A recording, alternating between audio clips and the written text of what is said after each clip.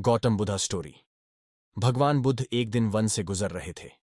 रास्ते में एक व्यक्ति जमीन खोद रहा था। बुद्ध विश्राम के लिए वृक्ष के नीचे बैठ गए। उस व्यक्ति को खोदते खोदते एक कलश मिला। कलश में हीरे जवाहरात भरे हुए थे। उसने सोचा, आज मेरा भाग्य जाग उठा है। उसने कलश बुद्ध के चरणों में रखा तथा कहा, आपके आशीर्वाद से ही मुझे यह अकूत दौलत प्राप्त हुई है। मैं इसमें से कुछ रत्न आपको भेंट करना चाहता हूं।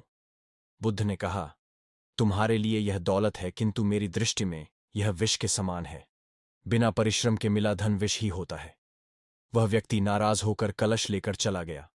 उसने हीरे जवाहरात बेचकर संपत्ति खरीदी और दरिद्र से धनवान हो गया। किसी ईर्ष्यालु ने राजा से शिकायत कर दी कि जमीन में दबा धन राजकोष का होता है। अमुक व्यक्ति ने उसे निजी काम में लाकर नियम का उल्लंघन किया है।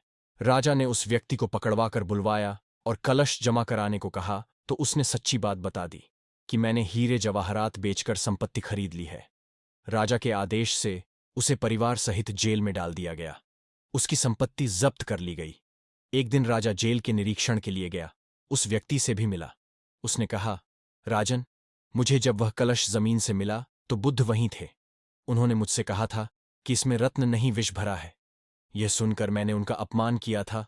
आज जेल में रहकर मुझे अनुभूति हो रही है कि उनकी बात बिल्कुल सच थी। बिना परिश्रम किए मिला विष ही होता है। मैं एक बार भगवान बुद्ध के दर्शन कर उनसे क्षमा मांगना चाहता हूं। राजा ने भगवान बुद्ध को ससम्मान राज्य में आमंत्रित किया। जेल से निकालकर उस व्यक्ति को बुद्ध के पास ले जाया गया। उसने उनके चरणों में बैठकर क्षमा मांगी तथा कहा, आपकी बात सत्य थी। कलश में वास्तव में विष था जिसने मुझे जेल भिजवाया। बुद्ध के आदेश से राजा ने उसे जेल से रिहा कर दिया। उसने उसी दिन से परिश्रम से प्राप्त धन से जीवन यापन शुरू कर दिया।